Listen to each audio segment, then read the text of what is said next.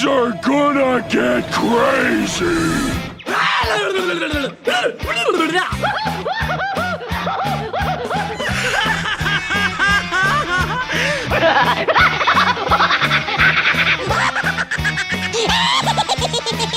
Most everyone's mad here. Hello, everybody, and welcome back to another exciting episode of AniMat's Crazy Cartoon Cast. How are we all doing, everybody? I hope you all had a wonderful week and a wonderful weekend. I know so far my day has been going very nicely. I will admit I may have probably overworked myself a bit. Oh, hold on a sec. Thank you, Jay Monty, for being today's new fish, or at least the new fish of the moment. But anyways, back to what I was saying. I did overwork myself just a tad bit, but, oh, dang it. Looks like we got another new fish. Thank you so much, Omid. But anyways, yeah, I am doing better right now, so just to avoid that little burnout, I did take a little bit of a pause and I slowed myself down, with the exception of this podcast right over here. I'm basically saving up a lot of energy so far and just unleash it for this episode, and trust me, we got a real big one today, especially when last week it was just pure madness when it comes to a variety of different news, especially with Donald Trump being found guilty of 34 counts, which is a big win for the United States. Now, I know technically some people would argue that, well, technically, people can still vote for him in November, so election-wise, it doesn't necessarily do anything, but still, though, the fact that now he is forever labeled as a convicted felon, that definitely is something, and again, it is a huge win for justice, and to pretty much prove that there is no such thing as a hierarchy system, and that there never will be, and that people like Donald Trump are not above the law. In fact, nobody is. People like Donald Trump and Elon Musk, they basically have the same rights as everyone else, including trans people. So I figured after that conviction, that is worth saying, but what we are here to go and talk about is a whole bunch of animation news and some major news at the same time. So there's going to be a lot that we're going to cover. So strap in, folks, because we are going to be in for a real wild ride and a real memorable episode. So I would like to now go into the chat wall, and I'd like to go and ask you all, are you ready for today's episode of AniMat's Crazy Cartoon Cast? Let me hear it, folks. Are you ready? All right, let's see now. Are people ready? Oh, I see it. I see. People are prepared. That is beautiful. That's great to see. And now, with that said, it is now time that we shall go and get things started. And with our first story that we have for you today, we are going to be discussing about a teaser trailer, but not just any teaser trailer. This is a teaser trailer that is really breaking records right now. In fact, for the studio that is making it, it is the trailer that has so far gathered the most amount of views so far. Or even, I would say, of the whole company. Not just for Disney Animation, but even compared to Pixar's numbers, it has been breaking records. And yes, folks, what I will be talking about is something that's already fueling up to become one of the most anticipated movies of the year. So with that said, let us go ahead and start things off by checking out the teaser trailer for the upcoming sequel, Moana 2. Why didn't you bring the pig last time? And that is Moana 2, to which it shall be coming out in theaters on November 22nd. I think it is safe to say that I, like millions of other people out there, I really like Moana. It is a great new addition, or a great recent addition to the Disney library, and a great final bow for the dynamic duo of John Musker and Ron Clements. I think, honestly, with both of them working together and providing us with wonderful feature films in the past, from The Great Mouse Detective to The Little Mermaid to Aladdin to The Princess and the Frog and several others, I think, honestly, with Moana, like, that is a great way to go and end off, like, the career of, like, the duo, with both of them making an animated feature at Disney Animation. And with Moana, of course, like, I really do enjoy, like, I love the soundtrack of it. The animation is beautiful. The representation of Polynesian culture or of oceanic culture is fantastic. The characters are very much, you know, the characters are very lovable, and even the story is just highly engaging. It's one of those recent Disney films that really hits all the right notes to create an unforgettable adventure. So unforgettable, in fact, that it is currently right now one of the most streamed movies in history, not just on Disney Plus, but out of all the streaming platforms, Moana is the movie that people would go and stream the most. It has that much power in terms of rewatchability, and it has that much enjoyability. And so, it's no mistake that Disney would want to go and actually make a follow-up. Originally, it was supposed to be just a series for Disney Plus, but now they decided to go and upgrade that project onto the sequel that we got right here with Moana 2. And of course, this is just a teaser, and it didn't necessarily present us with a whole bunch. We don't really have much of an idea of what this story is going to be. We don't necessarily know any of the new characters, but we did get a pretty strong first impression. I'm not gonna lie, I'm actually very impressed with what we have seen over here. And one thing to go and compliment is actually in regards to the animation. So far, it looks awesome. And there's like a lot of these shots, like this one over here, where you see Moana just staring right in front of this spirit whale shark. And like, there's a lot of these beautiful moments that they are just teasing us, or like whatever weird monster that Moana has to face, like that's opening up this weird crater.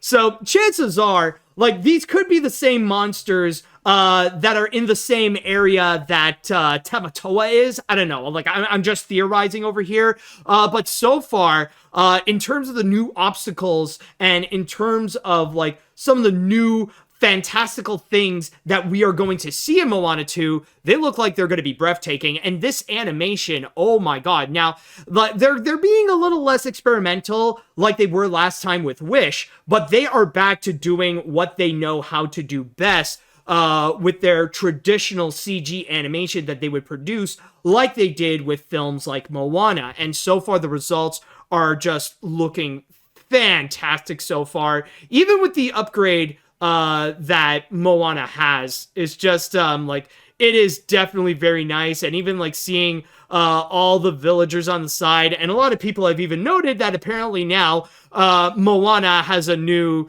little sibling right over here. I don't know if it's a brother, or I think it's probably a little sister, but yeah, there's a new addition to Moana's family that a lot of people have noticed so far. And even just like the opening, like with the little hermit crab, with Moana giving the hermit crab like a new, better home, which honestly, it was a nice little moment. And not to mention as well, even the humor, I do like, it's not like laugh out loud funny, but it definitely is like moments that are very cute that it's hard not to smile, especially with the animal characters. Like, of course, you gotta have the return of Hey Hey doing what Hey Hey does best, especially like with the little moment right over here.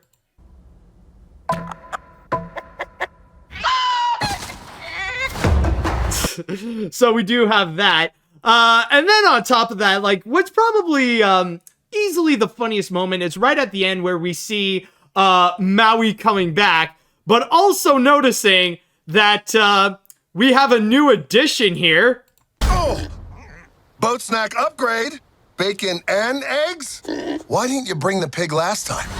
Okay, well, technically, I know Pua is not necessarily a new addition, but I do find it funny and cute that even the movie is actually self-aware that the pig was mostly missing in action. Like, after Moana was saying how far I'll go, like, Moana had that one little screw up, and the pig was like, nope, I'm out of here, I'm done, screw this movie, I'm out of here. And now, like, even the movie is self-aware, despite the fact that the marketing has gone full-on crazy with Pua, just, like, really, like, selling out all these dolls and like all these like merchandising with the pig, despite the fact that he's barely much there. You know, I do appreciate it, and I do like it how even the movie is being a little self-aware of how the pig was just not there entirely. But it looks like now we do have the promise that yes, Pua will indeed be joining into the adventure alongside Hey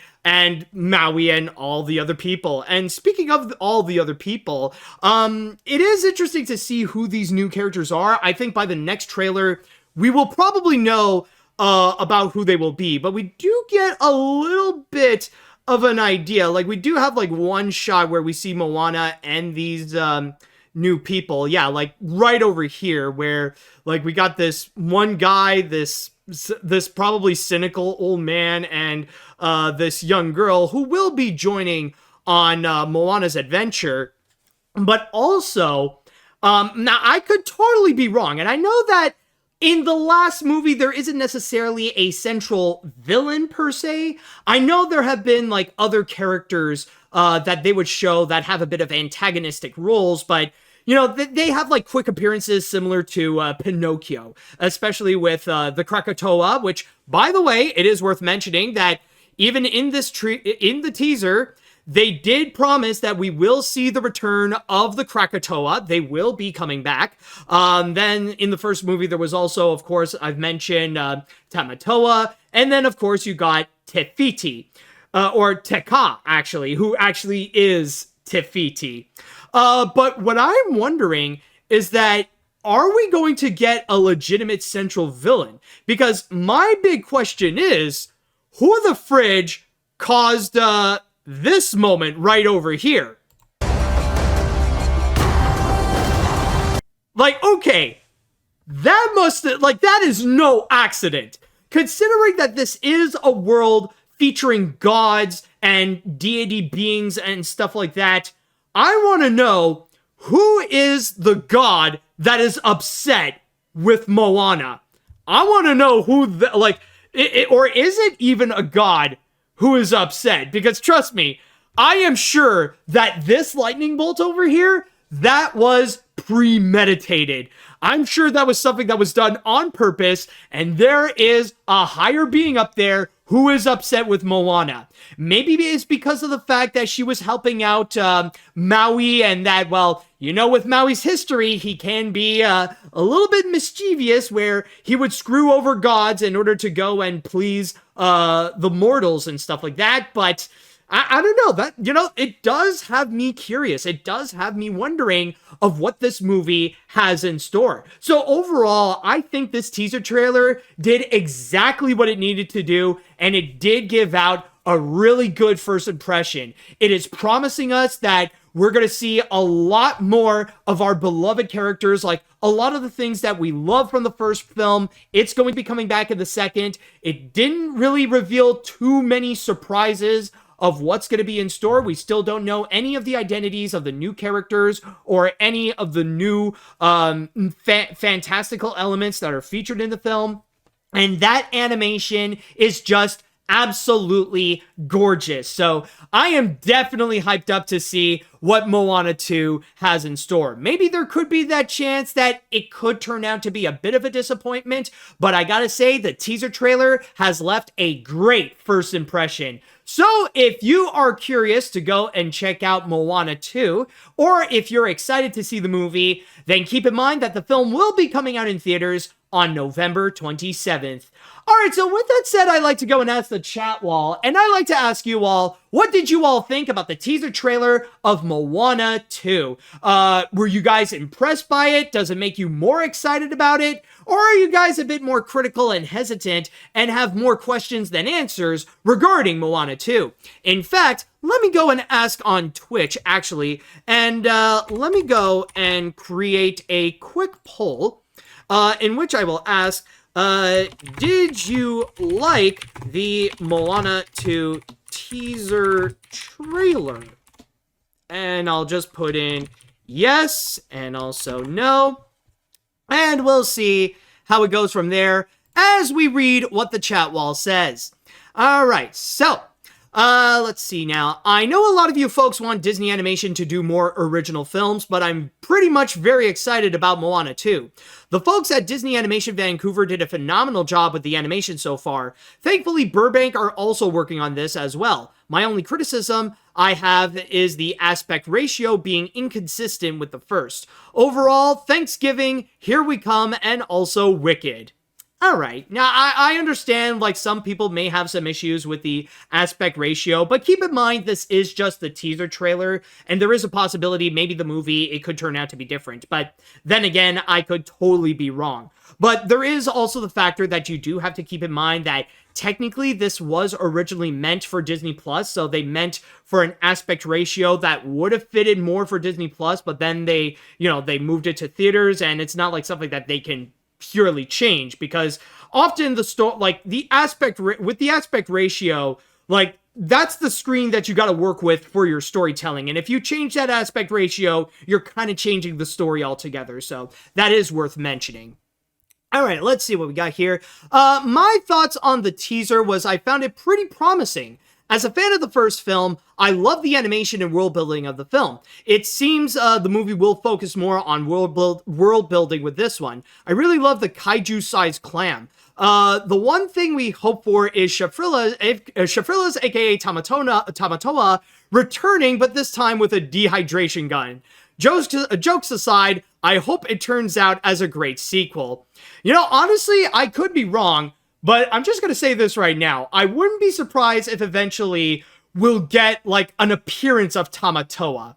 Because, like, with how much of a fan favorite character that he has become, there is no way that they would hide him, like, in the shadows, you know? They're not going to, like, set him aside for this movie. I mean, I'm sure there must be at some point he'll make an appearance. Even if it's, like, during the post-credits. Like, there's got to be somewhere, someplace, we will be seeing Tamatoa again. But anyways, let's see here.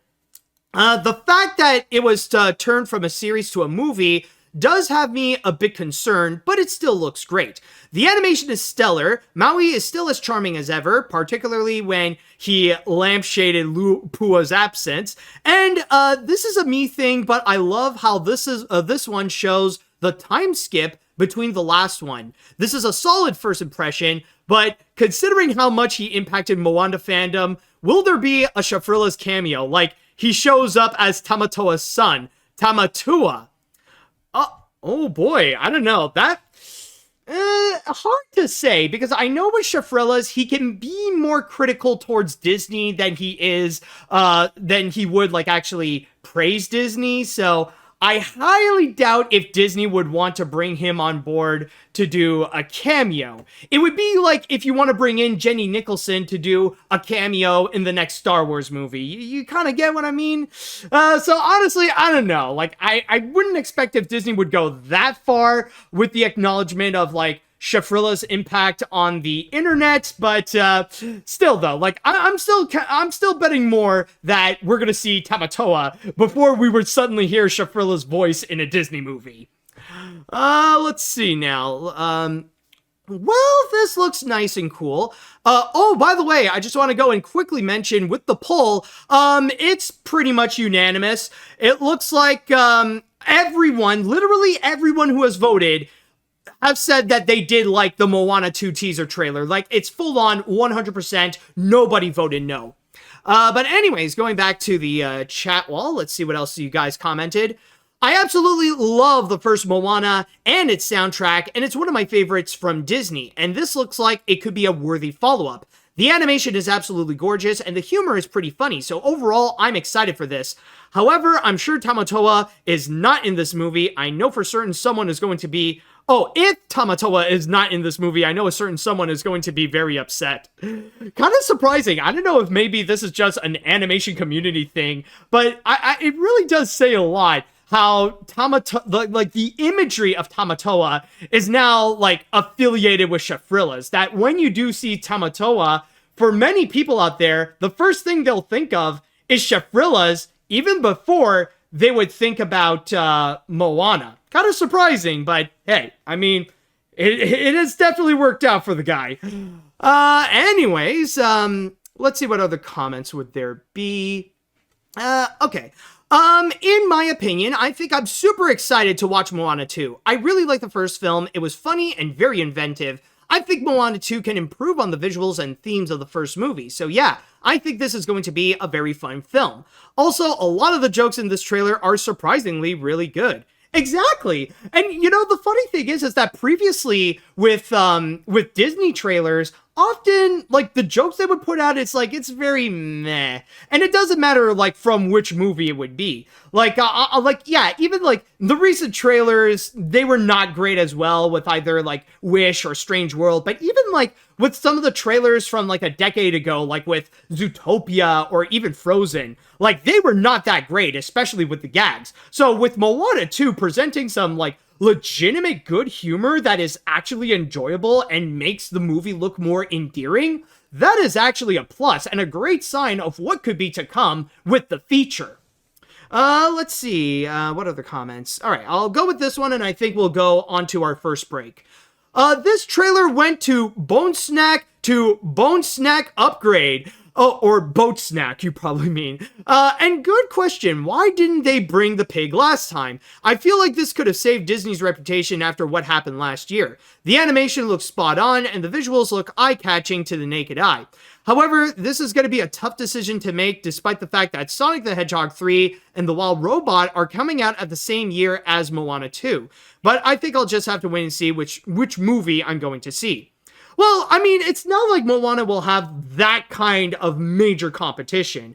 I mean, especially with both Sonic and The Wild Robot, they're pretty far from Moana to the point where it's not going to affect its box office performance too much. And how that is going to be, well, that's a completely different story altogether. And so, this is all to go and say that, you know, it's great to see that Moana 2 is making a great first impression with everyone, and who knows, maybe this could actually turn out to be a very exciting movie, and something that could really help elevate Disney to have the comeback they oh so need after everything they went through since the pandemic. So, if you are excited to go and check out Moana 2, once again, keep in mind that it is going to be coming out in theaters on November 27th. And with that said, we are going to go on to our first break, and we're going to go from one highly anticipated Disney sequel to another. And apparently, it looks like the stakes are going to be massively high for this one. So stay tuned for that discussion. And welcome back. Now, for our next story, we're going to jump from Moana 2 to Inside Out 2, which, shockingly enough, it's actually going to be coming very, very soon. In fact, it will, as I am recording this, it will just be under 2 weeks that the film will be released. And ever since its announcement back in 2022 D23 Expo, excuse me about that, folks, just had a little bit of gas like suddenly coming up. But anyways, as I was talking about, ever since the announcement of Inside Out 2, when it was first revealed at the D23 Expo in 2022, there was a lot of hype for the feature, especially with the fact that it is the sequel to one of the most beloved Pixar movies of the 2010s. So from there, the hype just kept on growing more and more, especially when the trailers did come out, and it actually made people a lot more excited. Even with all the variety of backlashes that Disney has faced, it didn't stop people from being hyped up and excited to see what the mind of Riley has in store and to go back to those emotions along with meeting the new ones.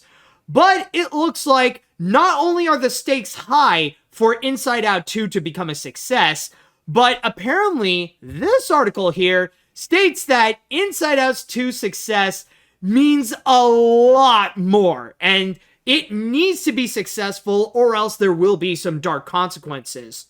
Now, what I have here is a Bloomberg article called "Disney is Banking on Sequels to Help Get Pixar Back on Track," written by Thomas Buckley.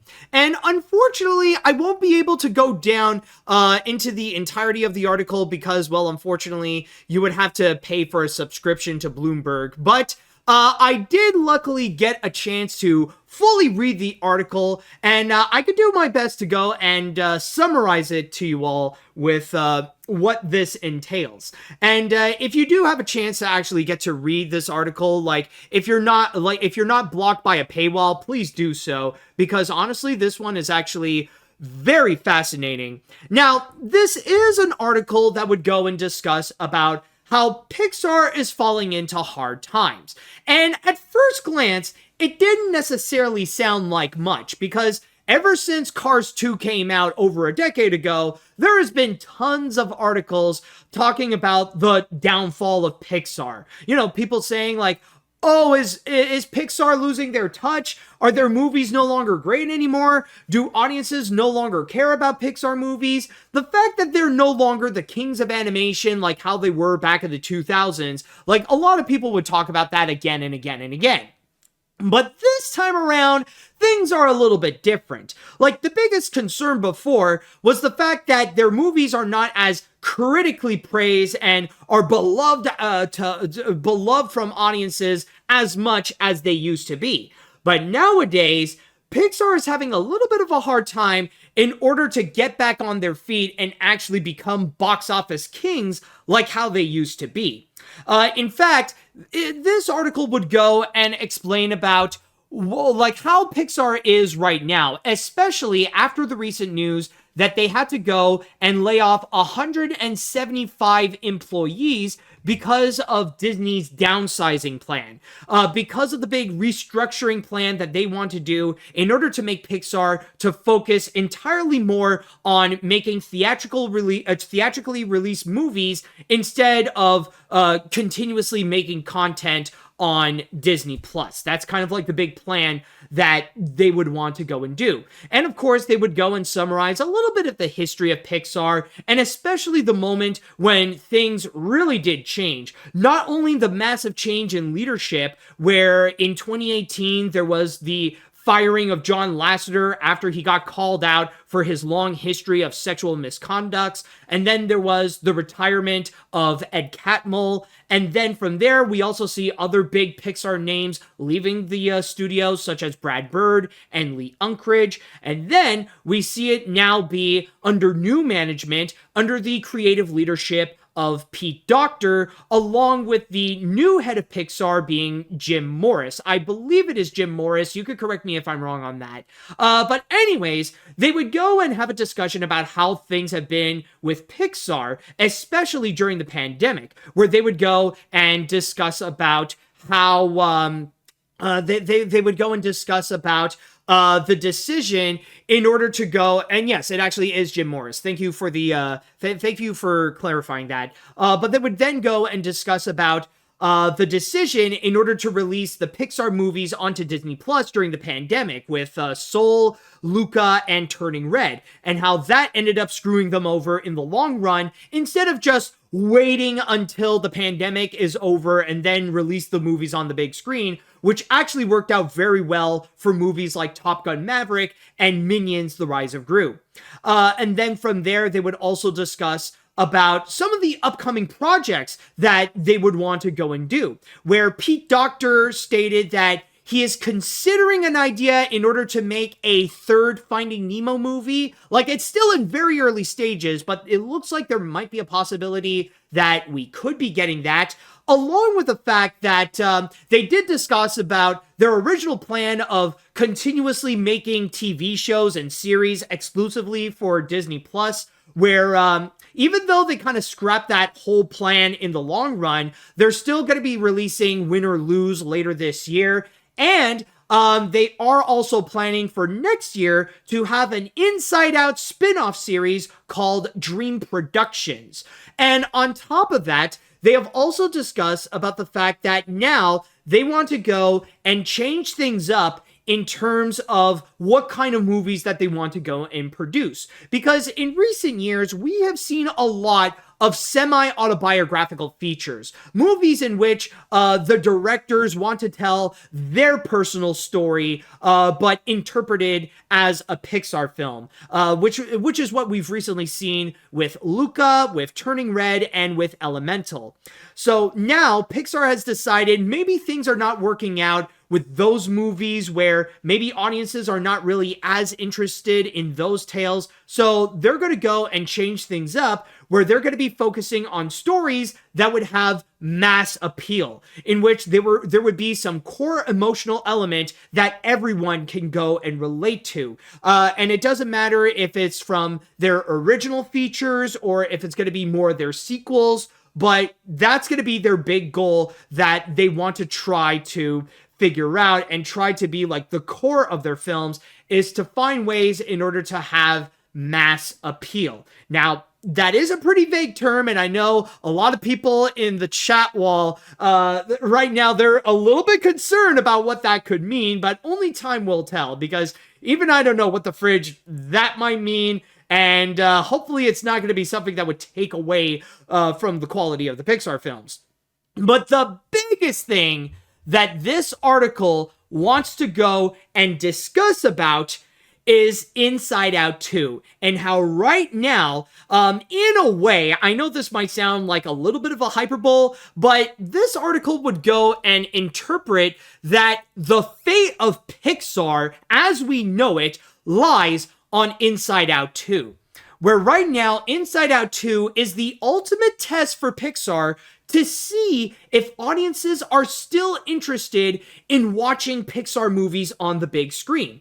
Because recently, they have gotten some serious damage at the box office, with movies such as Lightyear being a box office bomb and Elemental having the worst opening in the studio's history since the first Toy Story film. Like, that is something that has definitely bruised their ego. So that's why they're kind of like in this phase where they're having a bit of self-doubt to themselves, and they're wondering if maybe the problem is that audiences just don't really want to see a Pixar movie anymore. And that is why with Inside Out 2, that's going to be the true ultimate test, because with Inside Out, that is a full-on Pixar film through and through, and especially the kind of movie that, well, both literally and figuratively emphasizes a lot on emotions. So from there, with the second Inside Out 2, that will be a real test to see if audiences still want to go see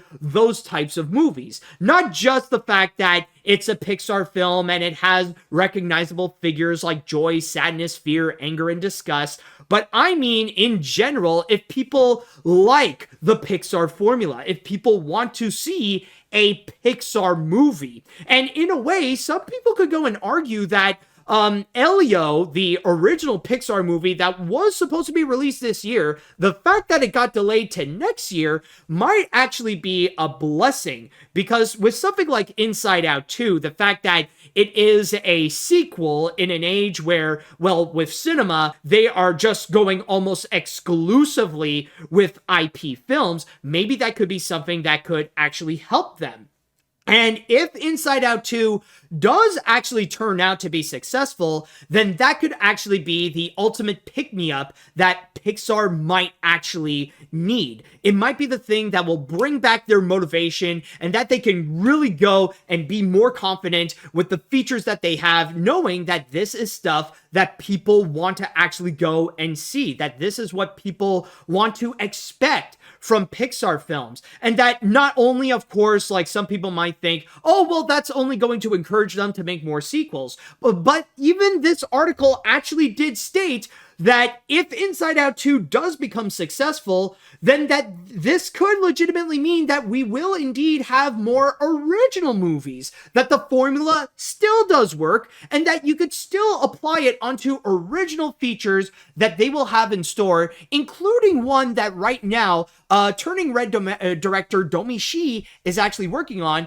that they could still go and have that be released on the big screen. So they are still hoping that this could legitimately work out. And not just that, but also they are hoping that that it could be successful, because otherwise, well, there's going to be a lot of like, in a way, I guess you could say there's going to be like a bit of an existential crisis going on at Pixar if Inside Out 2 doesn't work. Because if something like Inside Out can't become a massive box office hit, well then what the fridge can at the studio? Like, it kind of puts their future into question, and they would be at the point where they would be unsure if they could do anything that could legitimately please audiences. But only time will tell if that could actually be the case, and only time will tell to see if Inside Out 2 could legitimately become a hit. But here's the funny thing that this article didn't necessarily talk about. It's not just about Inside Out 2, where the fate of Pixar lies in that movie's hands. It's also for cinemas in general. It's for movie theaters. They are the ones who are debatably begging the most, more so than Disney and Pixar, to hopefully reignite the box office. You know, like, because lately, as you have seen, the box office this year so far has been garbage. It has just been absolutely awful. Even when you look back at last year, like last year, there have been some solid hits at this point, where we would have things like Guardians of the Galaxy Volume 3, the Little Mermaid remake actually did really help out at the box office, and then of course you got Spider-Man Across the Spider-Verse. But nowadays, like so far going along this summer, what the fridge did we get? I mean, there was Kingdom of the Planet of the Apes that did okay, and everything else has been a massive box office disappointment. I know some people might argue, well, there is the Garfield movie that kind of made its money back. Well, technically, yes, it did do well for itself, but it's not doing favors at the box office. And again, I've already talked about this before, but so far this year, even though we're getting close to the halfway point, we have only gotten 3, maybe 4 box office hits, with Kingdom of the Planet of the Apes being the one that, well, it's coming along to become a hit. Then you got Kung Fu Panda 2, Dune 2, and Godzilla x Kong: The New Empire, and literally that is it.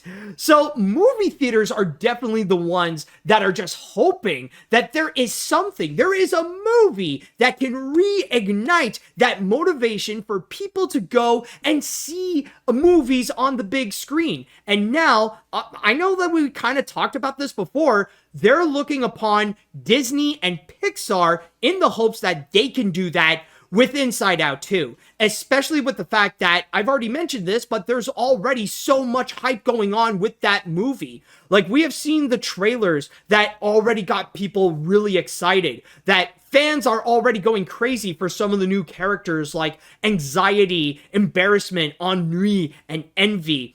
And so far, from the clips that have actually been shown, those who have seen like a large part of the movie, they're already saying that it is phenomenal. So there is high expectations for this. Like, a lot of people are expecting, or a lot of people are hoping, that Inside Out 2 can reach Spider-Verse level of success in order to go and not only bring back that Pixar magic, in order to to motivate them again, and assure that their future is going to be solid, but also for the future of cinema. Like, I'm sure even the other studios are now hoping that something like Inside Out 2 can help bring back that spark at the box office, so that it could go and maybe trickle down onto the other movies that are going to be coming up this summer as well, so that they don't end up becoming like flops such as The Fall Guys or Furiosa or If, and some of the other feature films, like even the ones like before this summer.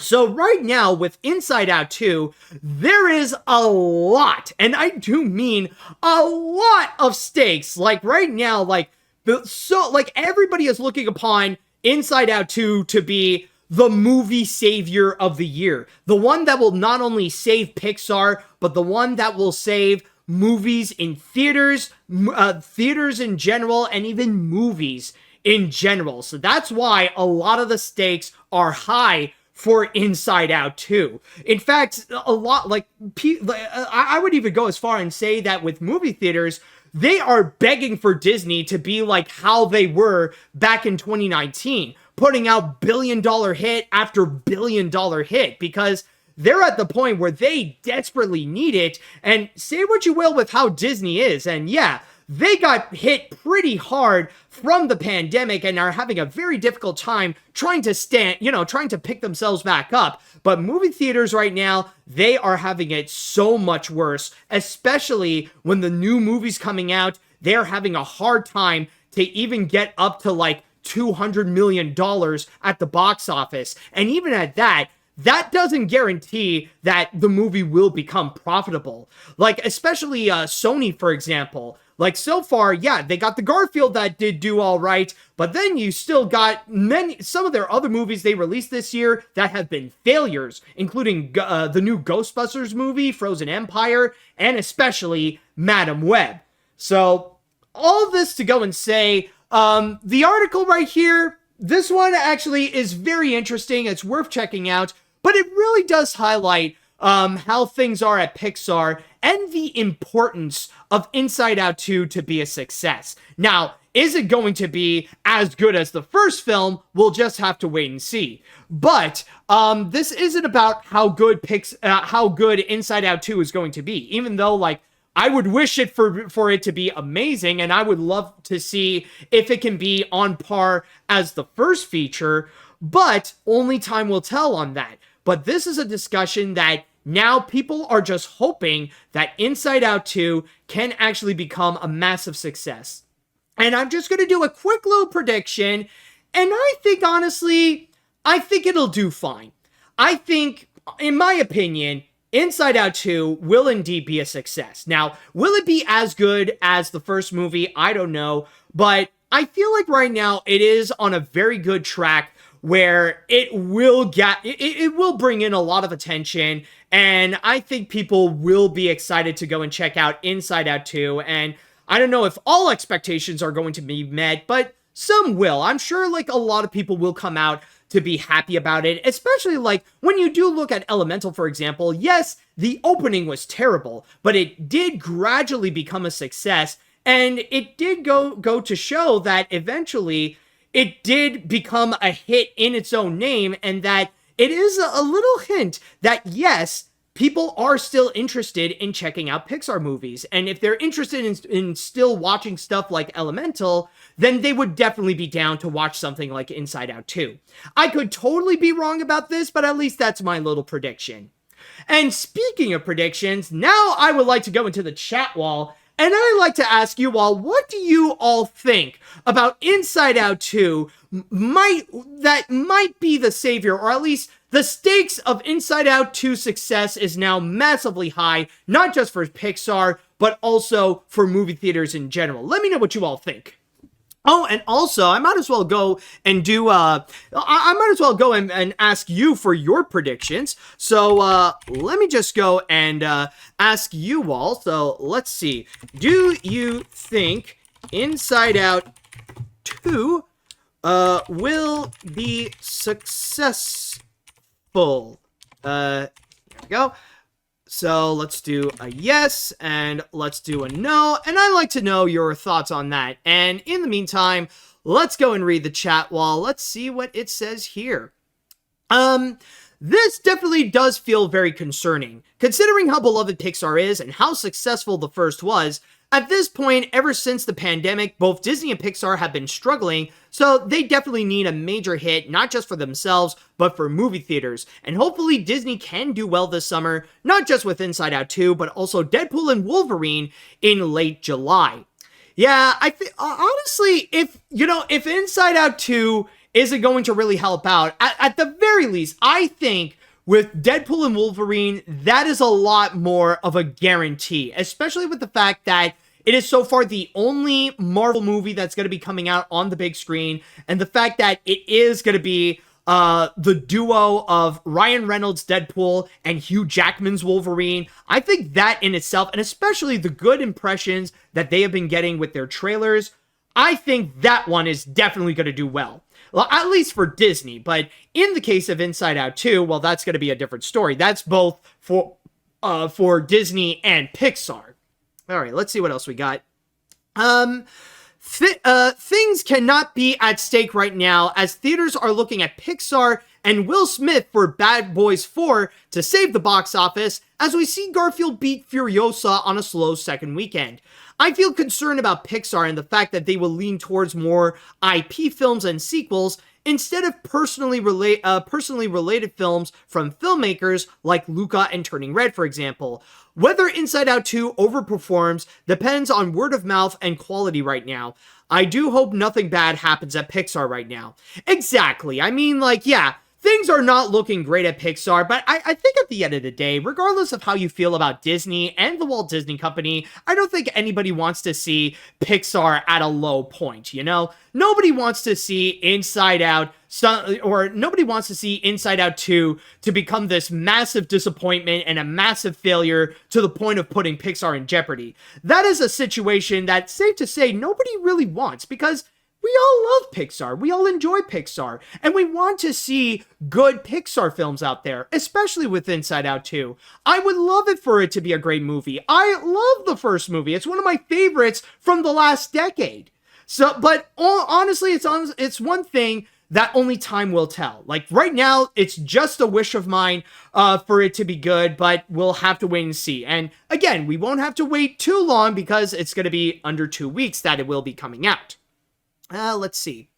I know Inside Out 2 will be a hit. I mean, it's a Pixar sequel everyone is excited for.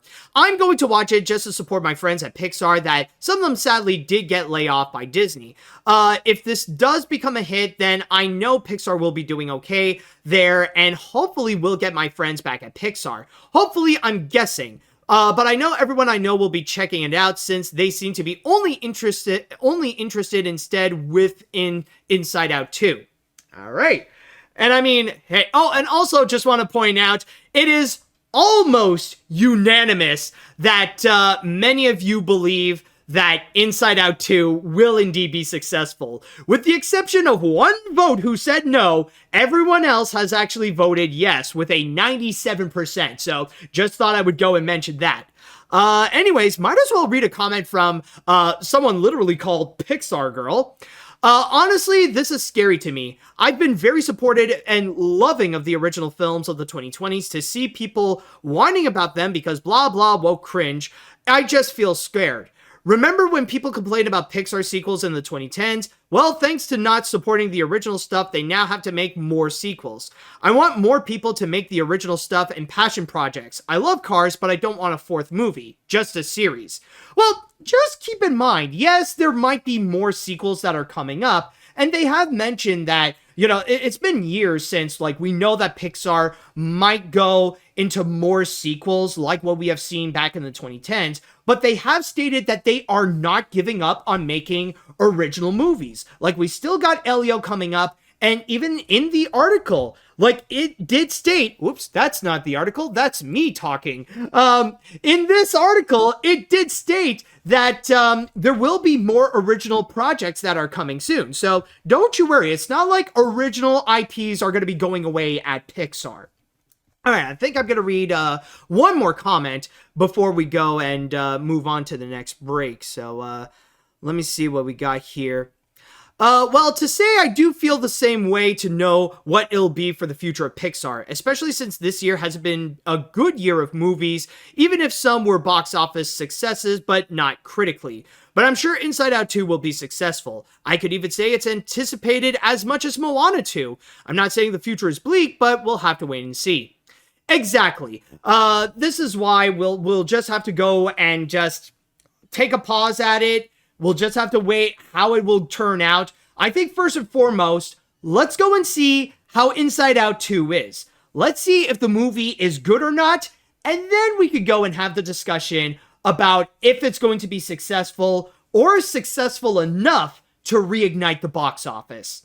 All right, so with that said, we're going to go on to our next break, and when we do come back, this is actually a little bit of breaking news. I didn't expect to go and add this one, but I feel like, honestly, considering how big this is going to be, this is honestly worth mentioning, especially when I've been talking about this in the previous episodes of animation, or not animation, look back, but of AniMat's Crazy Cartoon Cast. I think it is worth discussing about this update, so stay tuned for that one.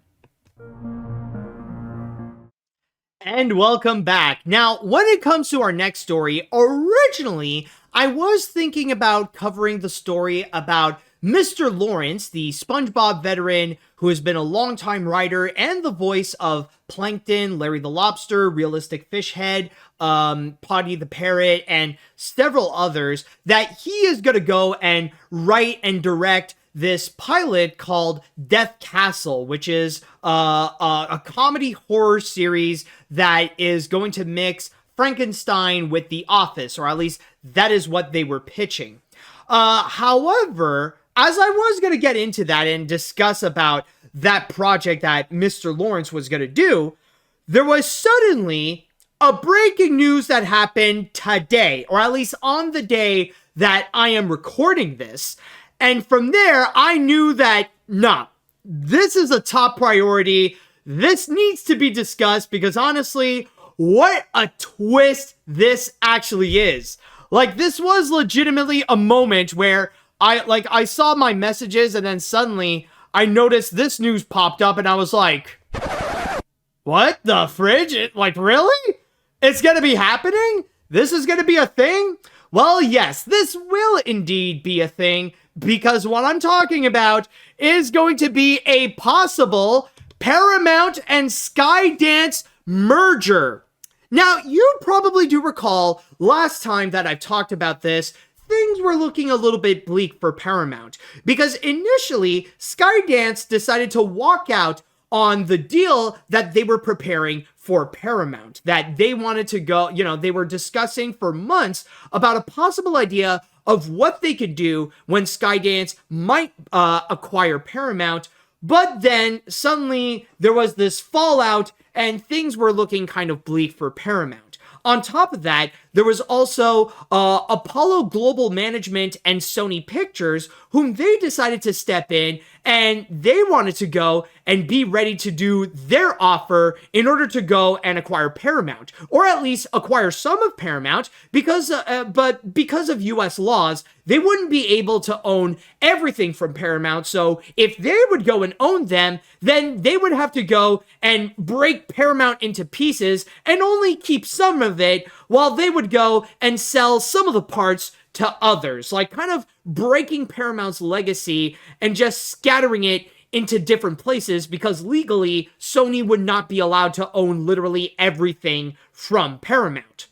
Now that was until today, where now it looks like Skydance came in and they have agreed upon a brand new deal with Paramount in order to make this merger happen. Now, keep in mind, as I am recording this, they only agreed upon a deal. We don't necessarily know what this deal would go and entail, and they say that later on this week, there will be an announcement that they are going to go and lay out the plans of how things are going to look like for the future of Skydance and Paramount and how this merger might actually work. So in that regard, I'll be discussing about that later, like maybe in the next episode of AniMat's Crazy Cartoon Cast, but when the time comes that they will reveal those plans, then for sure I will be looking into it and I will be discussing about it.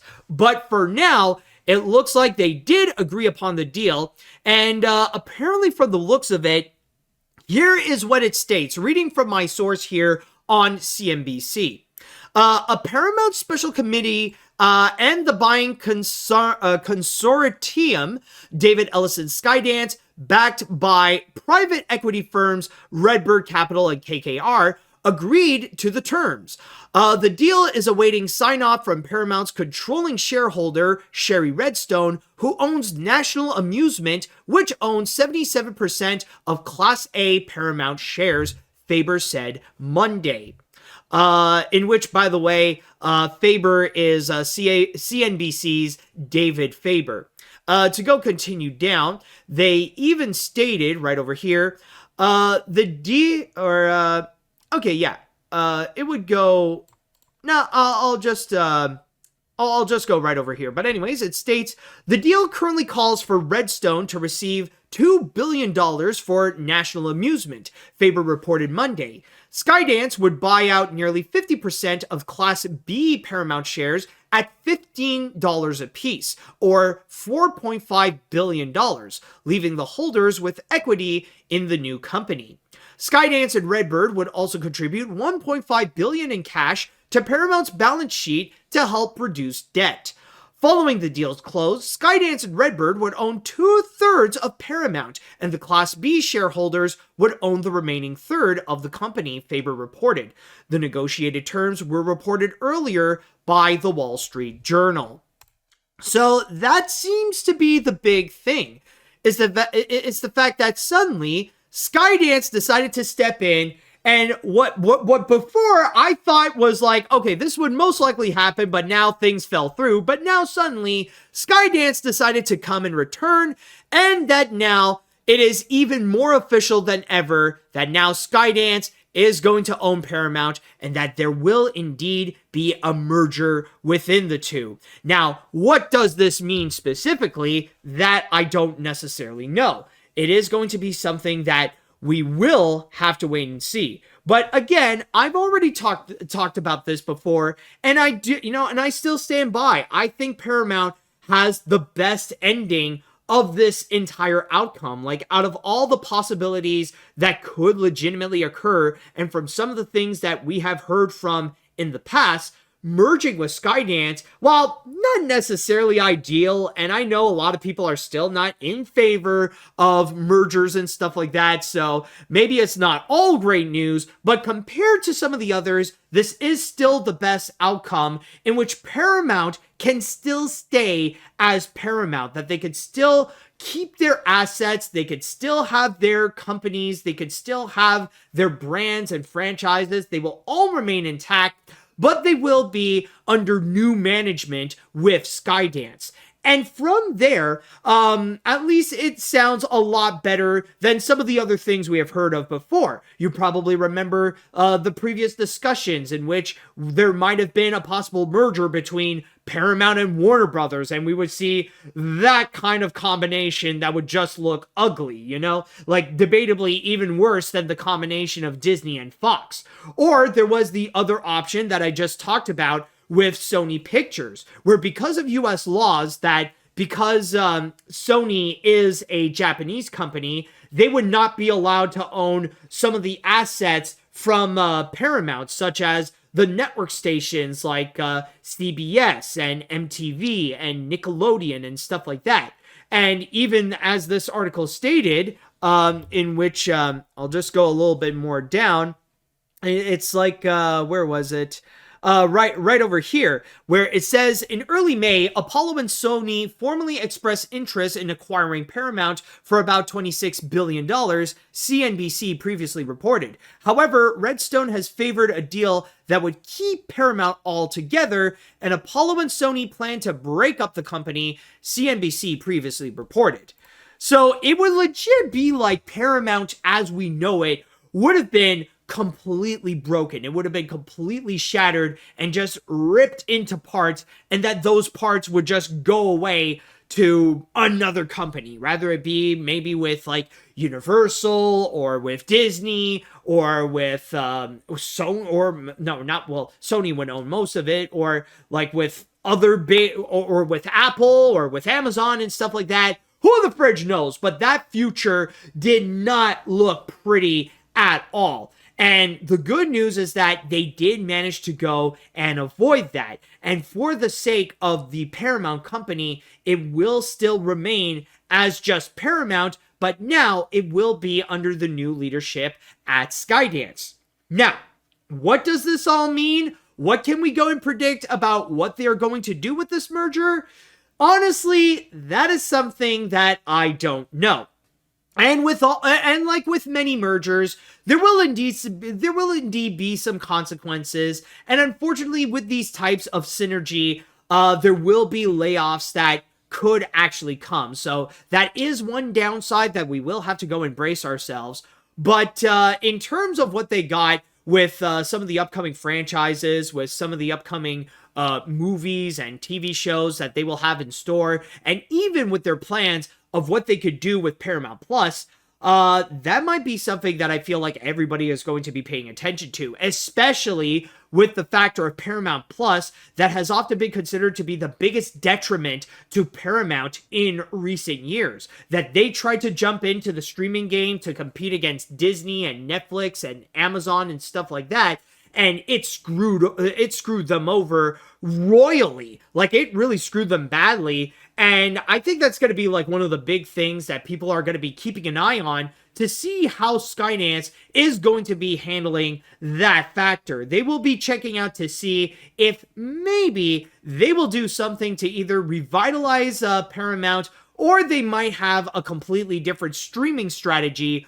altogether. I don't know, but that's going to be something we will have to wait and see. I mean, this is just something that is like, it's breaking the news, and it is a confirmation that now we do have an idea of what the future of Paramount and Skydance is going to be, and now there is going to be that merger. Like, we're getting closer to the end of the outcome of this entire scenario of Paramount going on sale. And it looks like now we might legitimately have a buyer, and that now we will see how things will be shaping up for Paramount. But what does this mean for the future of their projects and for their brands and for their IPs? That is still going to remain unknown. But it doesn't look like a lot of changes are going to be made, to the point that there will be a bunch of movies that are going to be canceled, or like a bunch of the ones that are technically going to be coming soon. It's not like they're going to drop them all together, but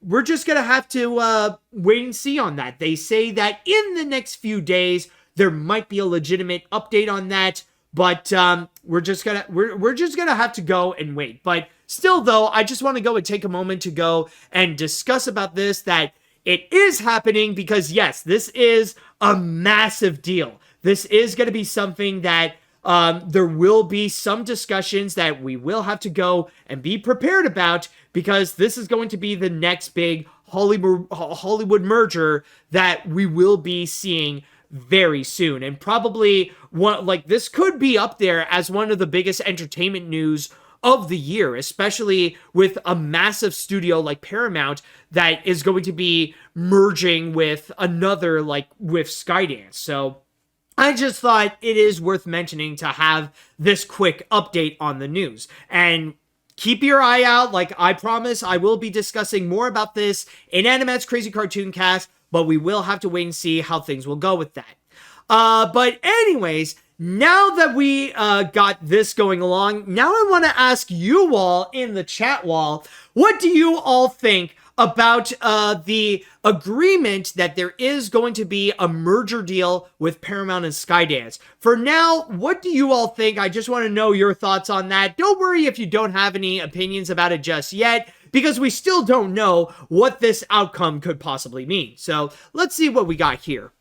The only thing I would be shocked is, the only thing I would be shocked the most is if Sherry Redstone said no to the deal in favor of more money. But other than that, the ongoing Paramount drama is about to come to a close real soon and needs to take this deal, as Paramount cannot survive as an independent major studio in the next few years. I'm glad there is some good news. Just don't let Skydance animated films under John Lasseter be released in theaters under Paramount, as there is a downside to it.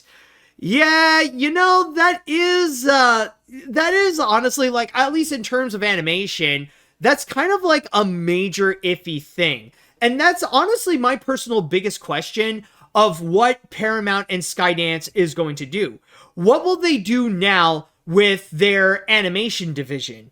Like, especially now that Skydance is going to be acquiring Nickelodeon, which that is a massive animation brand in itself, filled with IPs that are still massively popular.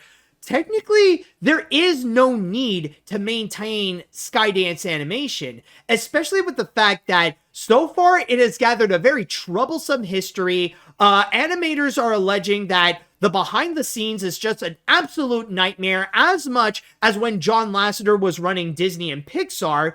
And so far, the movies and shows that they have been hyping up, that they have been putting out, so far they have been failures, especially like Luck on Apple TV Plus has been a massive flop, and there's not been much hype for either their next Apple TV Plus series or even that Spellbound movie that they have coming up. Not many, I don't see many people actually excited for that one. So in that regards, I'm not saying that it will happen, but we could see a possibility that maybe Skydance might drop their initial animation studio in favor of focusing Nickelodeon as their one major brand. But again, that's just speculation.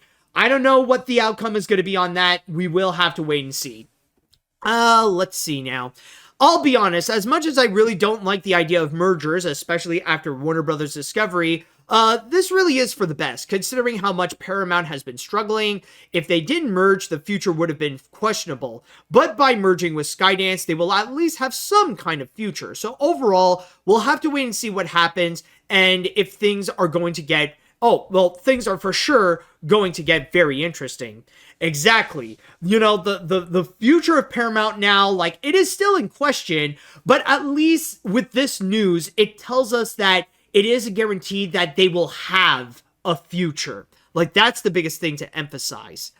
Let's see what else we got. I just feel uncomfortable about this because monopoly reasons. I get this is more for Paramount survivability, but I still feel icky about all this. People are still probably going to lose a lot of their jobs, and projects in productions are probably going to get canceled unless we have another Moana resurrection miracle. God, I wish the CEOs would take the massive pay cuts before laying off employees. Again, I know that not many people are happy about this because this is still giant corporations merging together, and that is not often good news for the people who are under the CEOs and stuff.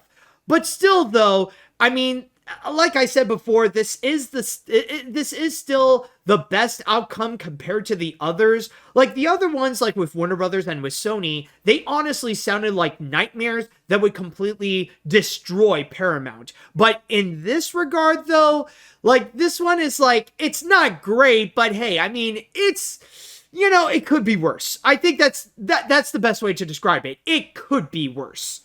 All right, what other comments would we have? Just want to double check. Now that sounds like a good idea right there. Like Skydance and Paramount still seems like a questionable pair to combine, but it seems more ideal in doing so than other choices. Probably get more content, more shows with original IP, and maybe an extra set of animators in the projects, like more movies and shows. But I'm not quick to judge if this may be a good thing. Who knows how this will turn out? Also, get out of the way, his name is Johnny E. Trout, or Mr. Realistic Fishhead. Oh, I see. Oh, okay. Oh, okay. Now I get who you're talking about, like with the realistic fish head in SpongeBob. Okay, I gotcha. Anyways, do we have any more comments? Let's see. I am pretty intrigued on this new deal with Paramount and Skydance, but I am also divided. On one hand, this might help Paramount with all their projects, but on the other hand, that means John Lasseter will be part of Paramount, there will be layoffs, and this means many movies will be canceled. Like you said, Matt, we will have to wait and see, although I hope Sonic 3 survives all this, and that this will be better than Warner Brothers and Discovery's merger. Oh yeah, well, okay, I'm just saying right now, when it comes to Sonic the Hedgehog 3, that's not gonna get that's not gonna get touched. Like, that's already well into production, and I think it is still set for the end of this year. Like, if you're still worried about what's gonna happen to Sonic 3, I can guarantee you right now, that thing is going to be fine. It's not like Skydance is suddenly going to step in and they decided to cancel that thing altogether. That would just be way too stupid. All right, I think I'll read one more comment before we go and move on to the next break. Or do we have any more comments? Oh, no, we got here. Okay, we got this one. Hey, it's another merger. This makes me feel uncomfortable. I'm kind of against mergers, as there are a few downsides, including disgraced animator John Lasseter. This makes me somewhat unsure, but this merger makes me feel uneasy. Who knows? We'll wait and see, but now I am unsure. And I'm just saying right now, for any of you people who are a little bit opposed to this or are not sure how this is going to be, I understand your sentiments, because with the history of mergers that we have seen, rather it be with Disney and Fox, or Warner, or especially with Warner Brothers and Discovery, or even some of the other ones like with Amazon and MGM and stuff like that, they often mean bad news, especially for businesses and for the employees as well. I understand that, but ultimately we're gonna have to wait and see with how all this turns out. All right, so we're gonna be right back. We're gonna go and take another break, and when we do return, speaking of Sony, we will be discussing about their new hobby that they decided to go and pick up. And surprisingly enough, Sony wants to play basketball. So stay tuned for that. And welcome back. Now, for our next story, we're going to be talking about an animation studio that, honestly, we haven't talked about in a while, especially when their last movie was literally last year, Sony Pictures Animation. Ooh, excuse me. Anyways, that was my lunch slowly coming back. But anyways, as I was saying, with Sony Pictures Animation, so far they got a bunch of productions that are under wraps. In fact, most everything at Sony Animation is under wraps. So much so that honestly, like, they're being a little too secretive of some of the projects that they have in store.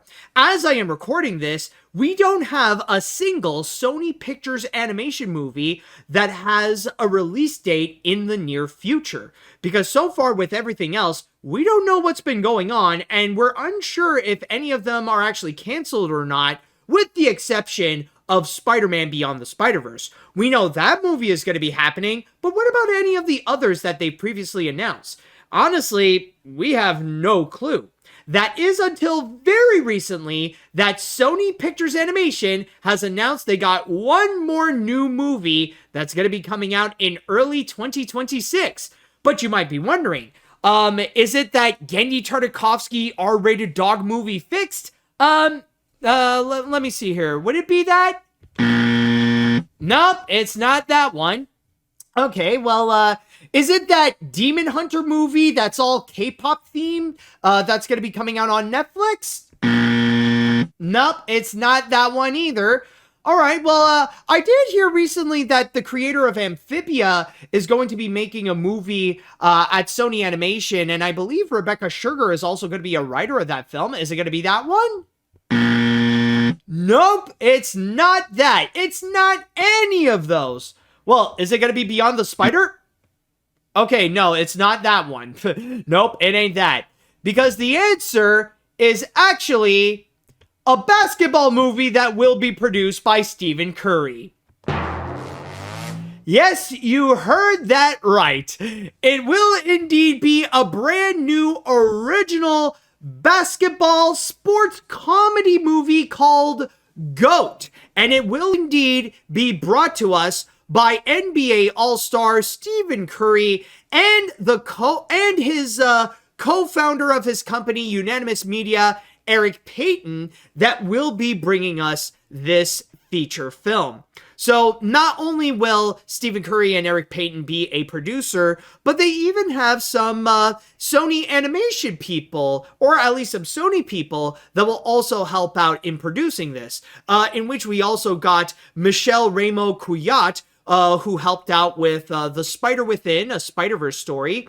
You got Adam Rosenberg, who worked on Creed 3, and one of the directors of Spider-Man Into the Spider-Verse, Rodney Rothman. All of them are going to be producers. And on top of that, we even got word about who is going to be the director and writers, in which they hired Bob's Burgers veteran Tyree Dillahay to be the director, as well as getting the creators of the Amazon series Fairfax, Aaron Bushbaum and Teddy Riley, to go and write the screenplay of this. And we even get confirmation. We got some word coming from the producers. We got word from Stephen Curry and Eric Payton, in which they stated here, reading from my source on Variety, it states, with GOAT, we look forward to uplifting audiences with diverse characters and heartwarming storylines that will have you rooting for the underdog. And we also got a quote coming from Tyree Dillahay, to which he states here, as a lifelong fan of animation and sports, GOAT is my dream project.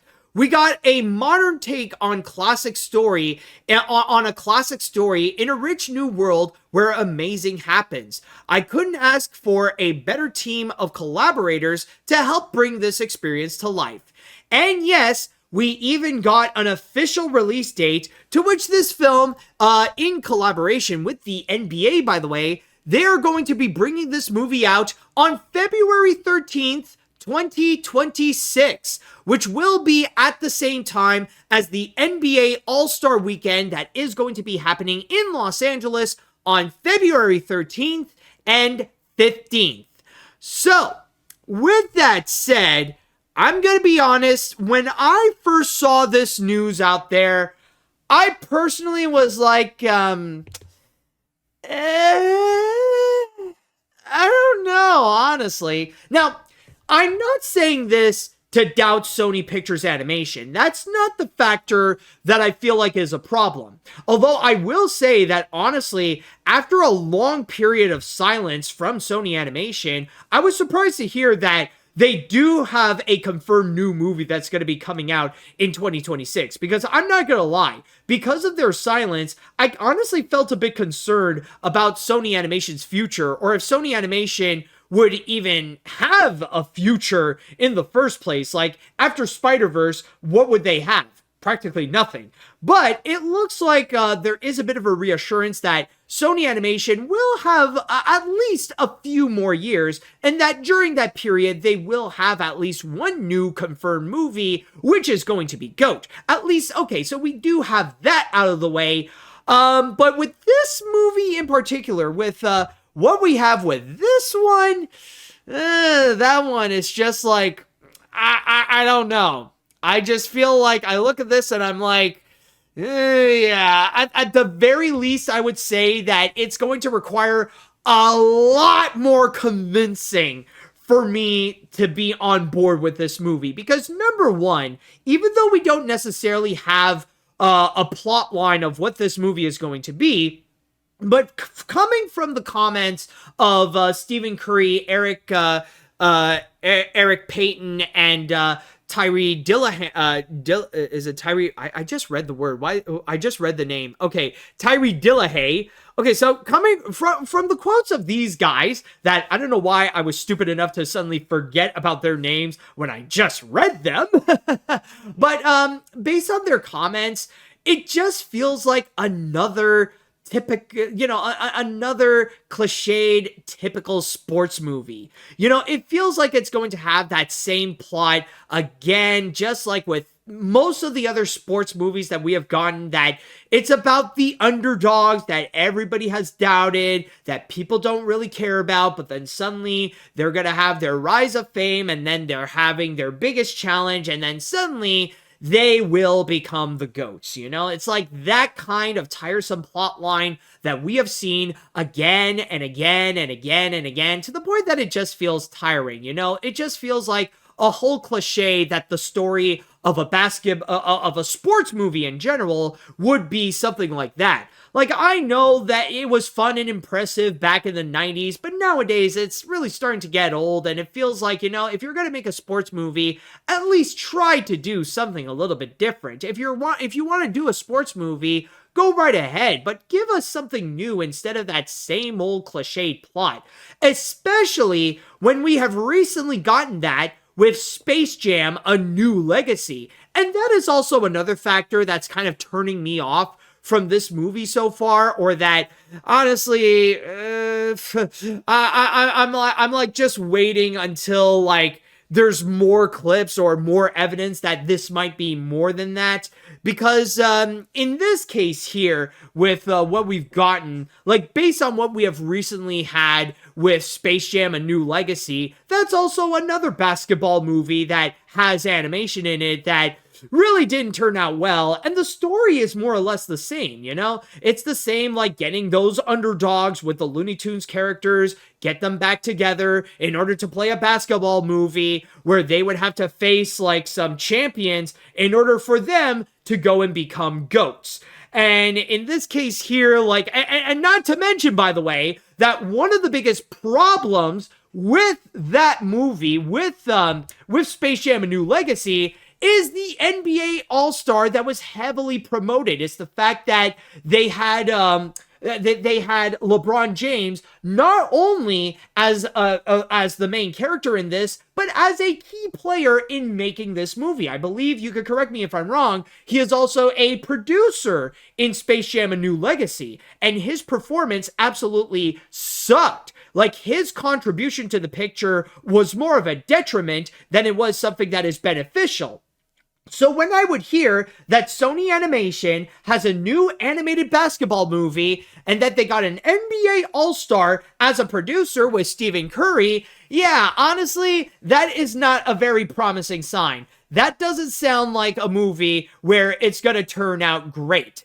And not to mention with the fact that you got Stephen Curry, and earlier this year, his name is not necessarily a really welcomed one in animation. Especially when Stephen Curry was credited as an executive producer of one of the most infamous animated programs that came out this year with the animated Good Times reboot. You guys remember that one? Yeah, you probably recall in the trailer where Stephen Curry was actually one of the names that was credited as an executive producer alongside Seth MacFarlane. And look how well that crap turned out to be.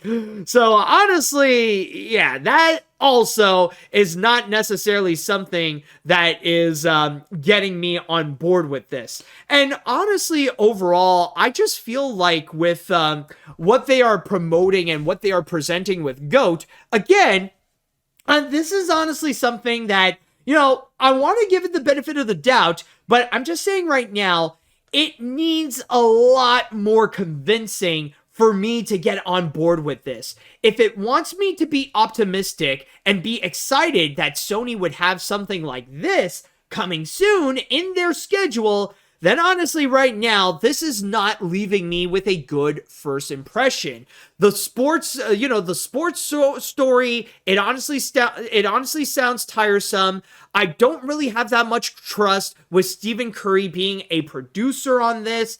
And overall, it just, all of this feels like it's more of a marketing scheme in order to get basketball fans to go and watch the movie. It honestly feels like the whole thing with GOAT is nothing more but NBA propaganda. I know it sounds a little bit too intense to say that, but it really just feels like some kind of marketing scheme from NBA to have more people to go and watch basketball. Now, this is not to say that making a basketball movie is hopeless. You can actually take something like basketball and use that as great material in order to make some awesome animated movies. And one great example is something that recently came out that surprisingly I don't see that many people talking about, is called The First Slam Dunk, which is based on the popular manga and anime. And that movie in particular, like some of the animation that they would go and present, it is legitimately jaw-dropping, especially with the way that these characters would go and play basketball. It honestly made me question if rotoscoping was actually used on that, or that's just really skillful animation that they would go and use. And maybe there could be that possibility that Sony Animation could create something that would be on par with the first Slam Dunk. And maybe they could do something with that on GOAT. But for now, I don't know. It's just, with this kind of announcement, I'm just personally not really on board. Maybe Sony later in the future, they can prove me wrong and show that there is something really worthwhile with GOAT. But for now, with this announcement, I don't know, man. It's just, I don't think I'll be looking forward to this Sony Animation movie anytime soon. And with that said, now I would like to go and pass on to the chat wall, and I'd like to ask you all, how do you feel about GOAT? Are you guys excited for this movie? Do you guys have any doubts? And if you are a basketball fan especially, I would love to know your thoughts. In fact, let me just go onto Twitch, and I'm gonna go and make a poll. And I'm just gonna go and write, are you guys excited for GOAT? I think I'll go and ask that. So I'll do yes, I'll do no, and then I'll go and make that poll. So anyways, let's see what the chat wall has to say right now. GOAT is something I never expected to hear from Sony Animation. I don't know if GOAT is an animal-related sports movie or just a Black-related centric movie, as this will come out on Black History Month. But I do hope the team behind it creates some subvert expectations like movie for the story with some stylized animation to make it different compared to other sports films. But I do hope it is something worthwhile. Exactly. You know, like we want to hope for the best. We want to hope that hopefully this will come out good. And I am also hoping that I'm hoping that Sony can prove my doubts wrong, that they can go and actually make something really worthwhile with GOAT. But for now, with this announcement alone, it's not really that convincing. I'm not gonna lie. All right, let's see what else we got. I am honestly interested in this film, and I feel like it might go three ways. Either this might be Sony's version of Space Jam, a love letter to the NBA, or this might bring back the documentary style from Surf's Up, considering that Sony Animation has made a sports comedy before with Surf's Up, and it was a very underrated gem. So overall, I'll see if this does show some promise. Oh my god, dude, you actually brought up something very interesting. I am not gonna lie. That could actually be a very good direction they could take with it. Like, honestly, I am a fan of Surf's Up. Like, I still stand by that Surf's Up is Sony Animation's best movie before Spider-Verse. And if they would go into that route to make a documentary-style feature with that movie, maybe this could actually work out. And who knows, maybe this could be like some kind of spiritual successor to Surf's Up, especially to do that mockumentary style storytelling. That could actually work. Honestly, if they would do that, then that would actually be something that would get me on board with this. All right, let's see now. When hearing about this, I'm just lost in words, since I barely understood the concept. Since it sounds more like a Space Jam-like film with, goats? I definitely can't make much of a comment. Heck, I'm even wondering what they are talking about. Is it an animal movie or a term of phrase? You know what I mean? Okay, well, I mean, for those of you who don't necessarily know, GOAT is actually an acronym that has often been used nowadays to say the greatest of all time. So if you call someone, like, let's say, for example, with Stephen Curry, if you call Stephen Curry a GOAT, you consider him as one of the greatest basketball players of all time. Or you look into your favorite YouTubers, like let's say me, for example. Nah, I'm just kidding. Or let's say I'm just gonna pick one randomly, like Kid Icarus. If he's your favorite YouTuber and you consider him better than everyone else, you would call him a GOAT. You would say that Kid Icarus is the GOAT of YouTubers, the greatest of all time. So I'm just putting that example out there. So that's what GOAT means. Or if you're calling someone a GOAT, you like they use that as a compliment. Now, rather if Sony Animation is going to make some kind of Zootopia-like movie and it will literally be starring goats, then we'll have to wait and see. Let's see. Oh, and by the way, it looks like for the poll that I have made here, it looks like most of you have said no. There are some who actually did say yes, but about 76% who have voted actually say that no, they're not really that excited for Sony's GOAT movie. Okay, so let's see what else we got here. Not sure a new basketball movie from Sony Animation will be the GOAT for 2026, am I right? In all seriousness, I'm not feeling too keen of how this will turn out. If you want to do a basketball movie, fine, but try at least make it a bit more interesting, like with the story and the animation, that'll grab our attention. And hearing that he is also the creator of Good Times, well, not the creator per se, but like one of the executive producers, yeah, I'm not feeling too excited to give this a watch. I could be wrong and it could be awesome, but now I'm not into it. Yeah, safe to say, I think they will have to do a lot more to get on board with it. So let's see, what other comments would there be? So Sony Pictures, you tell me that you got an animated film coming up with basketball. Are you stupid or just crazy? Honestly, this looks like I just wanted to stop like basketball movies. Really need to have a break before I could get back into that thing, but that's just my opinion. So already, just the idea of a basketball movie is like, nope, I'm done. I'm out of here. Bye. Okay, so yeah, I guess you're one of the people who would say no then. Let's see now. Let's see. Maybe it has potential. Maybe it could be on the ranks of Hotel Transylvania and the Cloudy series. Oh boy, so that bad, huh? Yeesh.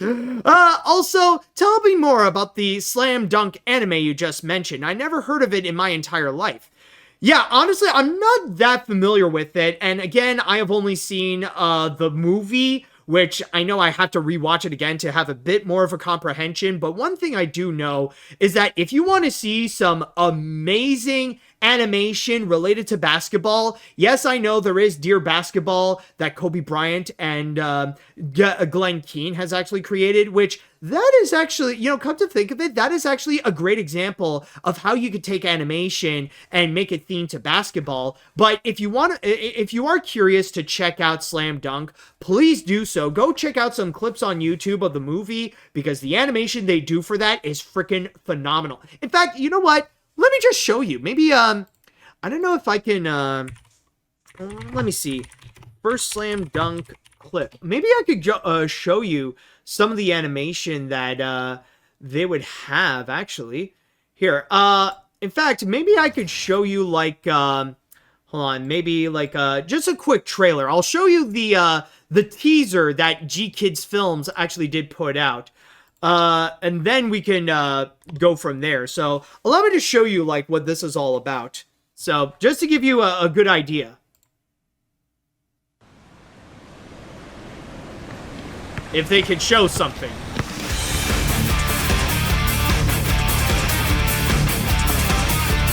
So, okay, you know, honestly, at first I was being a little bit worried. I was like, oh God, what are the people who are just listening to the podcast are going to think of this? But this is just to give you an idea of what this is. So just to give you a little bit of an idea of what the first Slam Dunk is. Again, I highly recommend you go and check it out because some of that animation is just absolutely wild. But anyways, I'll go and read one more comment. Let's see here. Sony decided to make a Space Jam movie. Okay, I'm honestly not into basketball, but this is something I'm not sure. This could be something that we could watch out for, but then again, this could be as good as the new Legacy, which wasn't that good at all. So I am split on this, but we'll have to wait and see.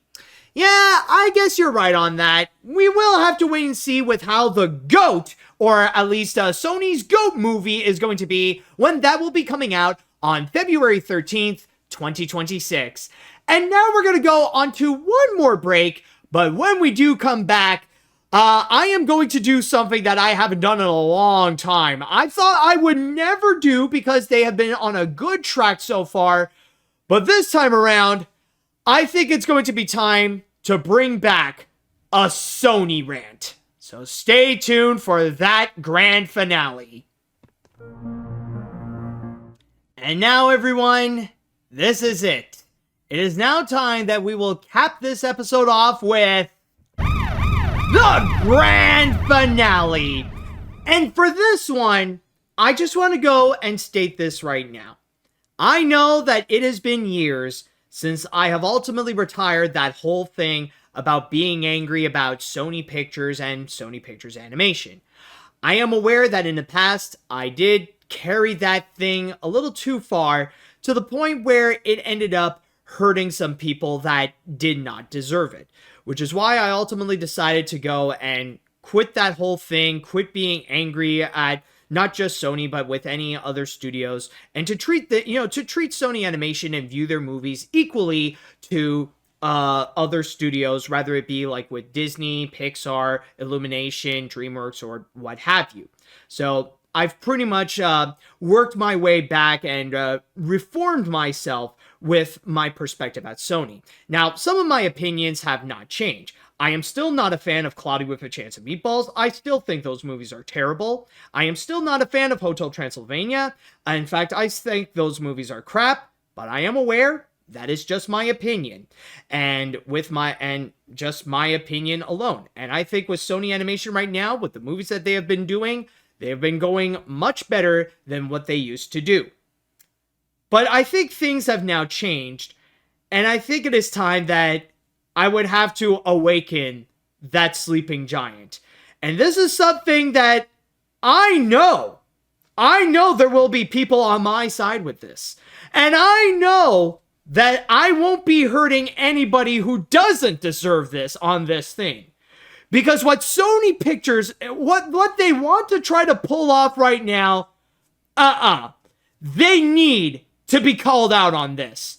This needs to be addressed, that what they're doing is not only stupid, but flat out wrong, and I'd even say flat out cruel. And what I'm talking about is the way that Sony Pictures seems to be doubling down on AI. Now, for those of you who haven't heard, during the weekend, or at least close to the weekend, the CEO of Sony Pictures Entertainment, Tony Vinciquerra, he was on an investors event for the Sony Corporation, and he revealed that he is going to be using AI, or at least the company will primarily be using AI as a tactic in order to go and cut down costs on their films and shows. In fact, to go and read you here from my source on IndieWire, it is actually stated, and this is a quote coming from Tony Vinciquerra, to which he stated, "We are very focused on AI. The biggest problem with making films today is the expense. We will be looking at ways to produce both films for theaters and television in more efficient ways using AI primarily."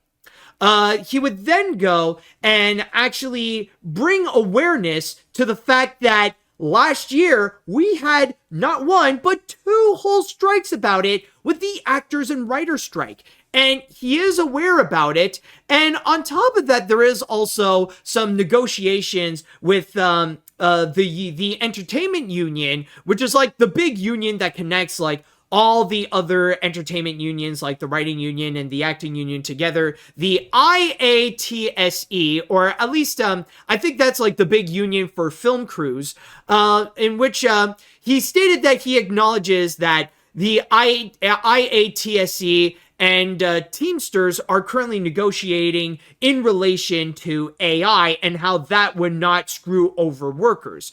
To which he has stated that the agreement that came out of last year's strikes and the agreement that come out of the IATSE and Teamsters negotiations will define roughly what we can do with AI. And from there, the article would then go and discuss about the possibility of what would happen if Sony Pictures would go and buy Paramount. But as we have just talked about with the recent agreement with Skydance, that is most likely not going to happen. So those discussions, I mean, like, that's pretty much thrown out the window. So we don't have to concern ourselves with Sony and Paramount. But what we do have to concern ourselves now is with Sony and the possibility that they want to become dependent on using AI as a cost-saving tactic.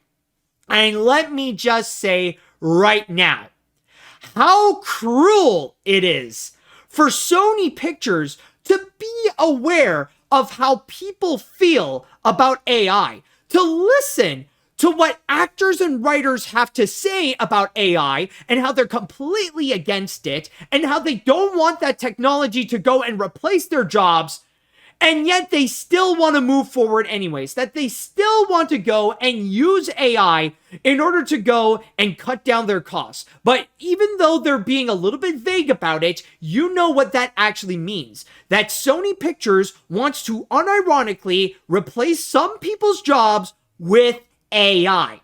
And I know that technically it's not necessarily all jobs that they would be able to go and full on replace. It is true that there are certain groups of people that will be protected from this.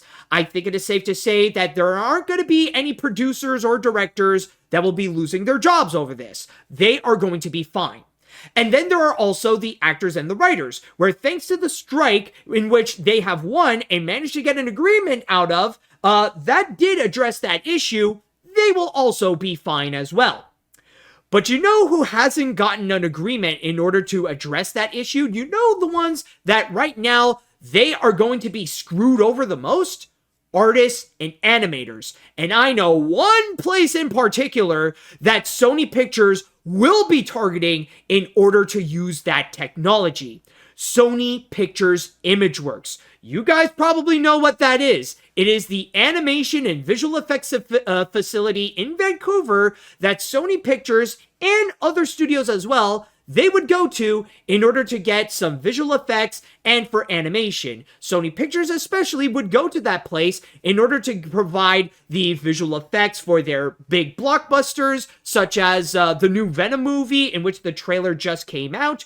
And they would be the ones who would actually do the animation for Sony Animation's movies. Yes, technically there is the Sony Pictures Animation in Culver City in California, and that one is actually unionized with the Animation Guild, but that one doesn't necessarily count. Those animators in there, they only work on the foundation of the movies that they would go and produce. The place where they would actually make the animation is in Vancouver, where they would be far away from any unions. In a way, it's kind of like the Animation Guild representation at Sony Animation. That's kind of like virtue signaling. It seems very weird and honestly kind of messed up, where they would simultaneously have some union representation at their animation studio, but at the place where they would actually make animation, that's just a place where Sony Pictures could have some union dodging tactics so that they can make their animated films on the cheap. And from there, and especially with the fact that right now, there are known unions that are in place at Sony Pictures ImageWorks, let alone in the vast majority of Vancouver. You know that's going to be the place where Sony Pictures would want to go and they would place their AI technology, and that they could get away with it because there's nothing, there's no laws, there's no rules that they would have to go and abide to go and protect animators' rights. Sony Pictures couldn't care less about animators' rights. So, of course, they would go and look upon them in order to go and use AI in order to cut down costs. I mean, where else could they legitimately use AI for those tactics. Where else where they would want to go and save money, especially nowadays when visual effects and animation can be so stupidly expensive, especially in the case of Spider-Man Across the Spider-Verse. I know that they would go and toot out that they only did this at $100 million budget, but reports actually came out stating that the budget is actually much closer to $150 million, more expensive than most of the other Sony animation films. So in that regards, of course, they would look upon that factor in order to go and cut down costs. And not to mention, this is also an extremely problematic factor in terms of what the future holds for Sony's movies. Because keep in mind, Sony Pictures still has a whole bunch of anticipated projects. And the fact that now they want to use AI in order to cut down costs, it kind of makes you wonder, what are going to be those movies that will suddenly have AI? Is the Legend of Zelda movie that they are going to be producing, is that going to have some AI featured into it? Or what about any of their upcoming Spider-Man projects? Is that also going to include some AI? Who the fridge knows? But especially, and not to mention, considering that some of their recent Spider-Man films, like Madam Web and Morbius, have been big box office bombs, maybe Sony would be looking upon on how they could save on the budget of those films by using AI. That could be a possibility. But then there is one that is often highlighted, and the biggest concern that people have is Spider-Man Beyond the Spider-Verse. Many people have been extremely worried if Spider-Man Beyond the Spider-Verse might actually include some AI in the animation. In fact, this article from IndieWire, even like the first comment they put out is by saying the next Spider-Verse film may have a new animation style, AI. And that spreaded the rumor during the weekend if Spider-Man Beyond the Spider-Verse might actually have some AI animation.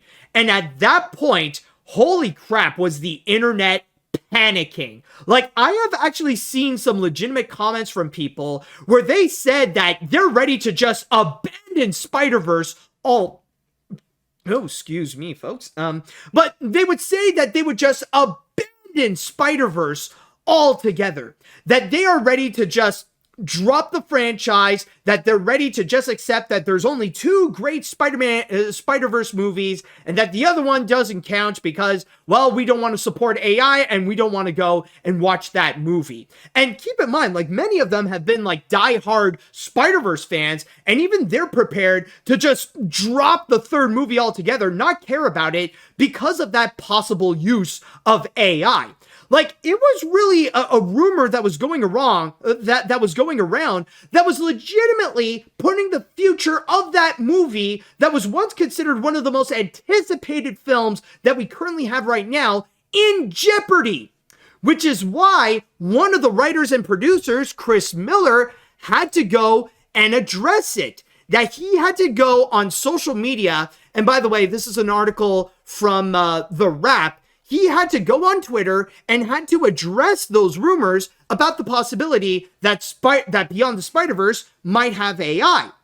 And here is what he stated, reading from my source here on The Wrap, directly from his Twitter post, as he states, "There is no generative AI in Beyond the Spider-Verse, and there never will be. One of the main goals of the films is to create new visual styles that have never been seen in a studio CG film, not steal the generic plagiarized average of other artists' work." So he is pretty much confirming here that no, Spider-Man Beyond the Spider-Verse will not have any AI included whatsoever, which honestly is good. And I'm not gonna lie, like, when I first heard the news about Sony wanting to use AI in order to cut down costs, that was one of the things I was worried about. You know, I was worried about Beyond the Spider-Verse, and not to mention, like, with whatever future Sony animation movies that they may have. I mean, who knows? Maybe that goat movie that I just talked about from Sony Animation, maybe that could also include some AI. Who knows? I could be wrong.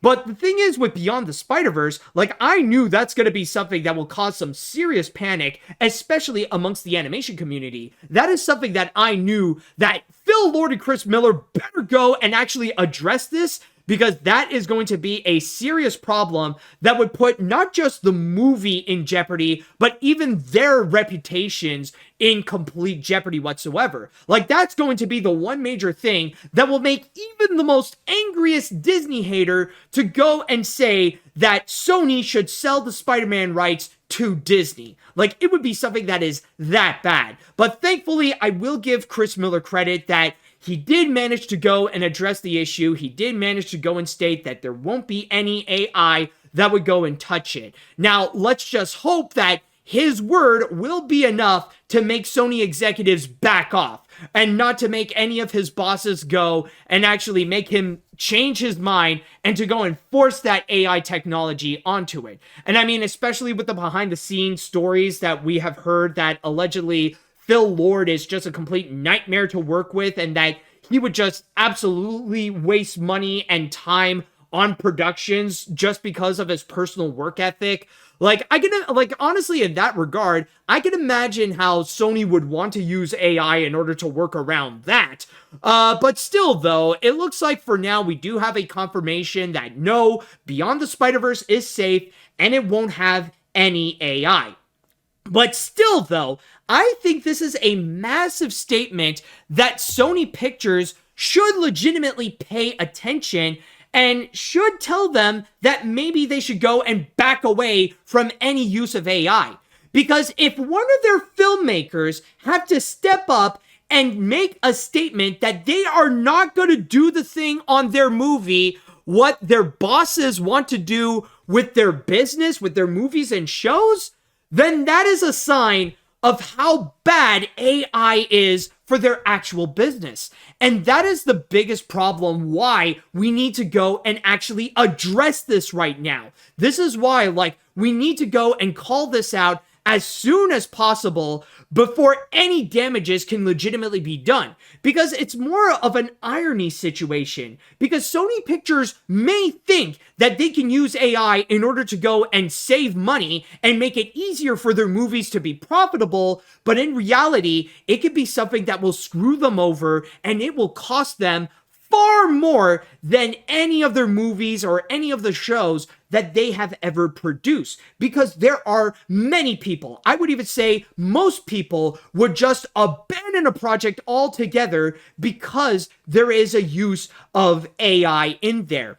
And because of that, this could be a strategy that I can easily imagine. This could legitimately put Sony Pictures in jeopardy. That not only are there going to be those job losses that will, I feel like it will guarantee happen because they want to replace people with AI, but also this is going to be a case where it's not going to work out. No matter how much money they would save on the budgets of films and shows, they're still going to end up becoming tremendous failures altogether because there is going to be a significant amount of people that will want to boycott it because of its use of AI. And even if it wouldn't be something that would actually screw them over, even if their tactics would somehow work on that, it would mean some very negative consequences in the Hollywood system altogether. Because the worst case scenario, because honestly, this is not like the worst case scenario is that it would ruin Sony Pictures altogether and just shut that whole thing down. No, the worst case scenario is if it works and Sony would be able to legitimately save money on that. Because then it would influence other companies to go and try to do the same thing for their projects. Like with Universal, with Disney, with Paramount, with Lionsgate, with Netflix, with Amazon, with Apple, with all those companies that they would pay attention and that they would enforce AI onto their technology and replace some of their employees with that tech so that they would go and make more AI generated content. That's the big thing that honestly, it needs to be addressed. It needs to be called out. And we need to make sure this does not happen. And the fact that Sony Pictures would still do so anyways without even caring about any of their employees, I think this is the worst thing about this news. This is really an update to say that the executives at Sony Pictures just doesn't care. They don't care about the people making their films. They don't care about the people whom they are working for. They don't care about their rights. They don't care about their safety. They don't care about their well-being. They only care about the money. And they are very straightforward with why are they doing this? Because they want to go and save costs. And when executives talk about that they want to cut down costs, it means cutting down jobs. So the factor that Sony Pictures would unironically get out of their way to go and replace people with AI, no. That is a line that I feel like it is massively crossed. And I feel like this is something that whatever Sony is going to be planning, honestly, this would legitimately be a call for boycott. Like, I know, yeah, like for now we know that Beyond the Spider-Verse is safe from this, but that doesn't necessarily mean the same thing for any of their other projects. I think other filmmakers working at Sony Pictures right now, they got to go and do the same thing. Like Stephen Curry right now has to go and address that Goat would not have AI. Or if that Wes Ball needs to go and address that there won't be AI in the Legend of Zelda movie. If not, then there's going to be a lot of speculations of which Sony project might have AI and which ones might have not. Because I can tell you already, this decision is going to really screw them over. And I would even say, and like I said before, this is a case where this could this could fully ruin Sony Pictures altogether. And again, that's not the worst case scenario. The worst case scenario is if this strategy actually works. And the sooner we call them out, the sooner we make their PR a living nightmare about it, the more likely that they will go and drop this. At least Chris Miller did manage to go and address this as a problem, and hopefully later Sony Pictures will soon, because this right here, this makes them a freaking garbage company. It makes them a freaking garbage company that doesn't care about their people, that only cares about their money in order to make garbage products. And so with that said, now I would like to go into the chat wall, and I'd like to ask you all, what do you all think about the news of Sony Pictures wanting to double down on AI for the sake of cutting down costs, for the sake of saving money? Let me know what you all think on that. All right. Now, I want to say right now that I am not one of those people who would bash Sony, as I try to treat the studio the same as all other studios. But this news here is flat out wrong by Sony. Sony is the only studio that keeps their productions lower, resulting in some successes like Garfield, Spider-Verse, and live-action films like Anyone But You. But using AI for future films is flat out wrong, and it'll end up encouraging studios like Disney to do the same thing in using AI. This is wrong. Exactly. Anyways, I'm seriously frustrated about this news. However, it's because Sony is one of the few studios that actually doesn't spend that much money on their feature films in the first place. They were able to produce films like Morbius and Ghostbusters Afterlife on a $75 million budget, way less than most tentpoles, and outside of Spider-Man No Way Home, I can't remember the last time they spent more than $200 million on a movie. They already seem to know how to save money. So how much more do they want to save?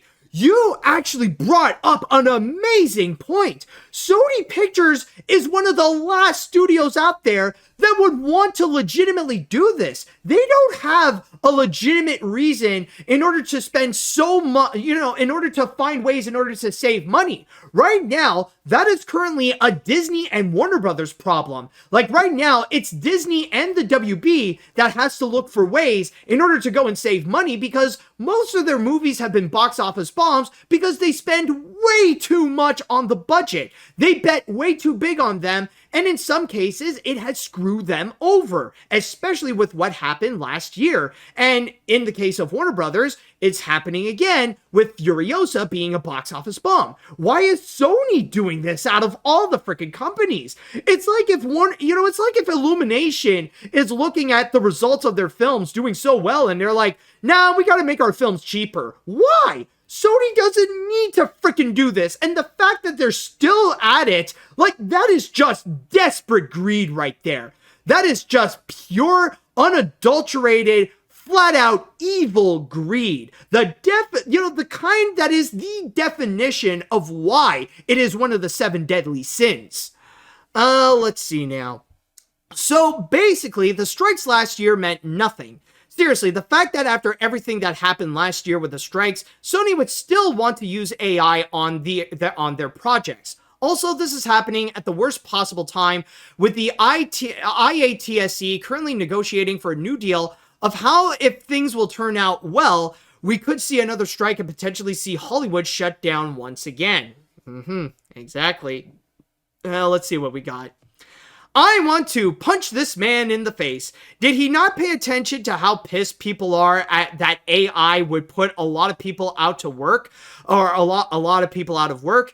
Even people who aren't in the entertainment industry are saying, no doubt, people want to work and get decent wages. Honestly, at this point, the guild should make strict guidelines that if a unionized studio decided to outsource animation or productions or use AI, then that needs to be put on a vote by the unionized artists, not by executives, but by artists. Yeah, that's going to be another obstacle that'll happen for later, when it will be time for the animators and the animation guild to renegotiate a new contract. I heard it's going to be coming later this year, but we'll have to wait and see on that. Let's see what else we have here. While I am glad that Beyond the Spider-Verse would not have AI, but I am not sure about GOAT. I find this is scary because AI could take away people's jobs, including in animation. I don't know which CEO to despise the most, Vinciquerra or Zaslav. I cannot believe that this is happening after the strike. And an animation strike has to happen, even if my favorite movies from the studios may end up being delayed. I wonder if Hayao Miyazaki would be very angry about this. Oh, I mean, like, Hayao Miyazaki, like, you know he's against it. Like, have you seen his rant about AI? It is freaking hilarious. Like, honestly, I highly recommend you guys check it out. Like, it is actually glorious and sums up perfectly of how soulless and worthless AI actually is.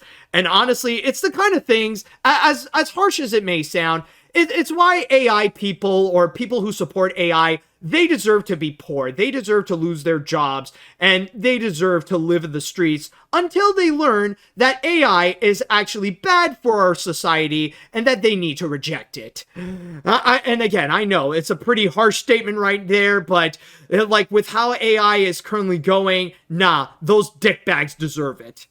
Let's see. This is so far the worst decision that Sony Pictures has ever made. I'm dead freaking serious about this. This is an absolute middle finger to the hardworking animators and artists that's sadly been poorly mistreated already. I talked to my friends at Disney Animation on Friday, and they said they really don't want to do AI because they all know that they already have an amazing crew to work with.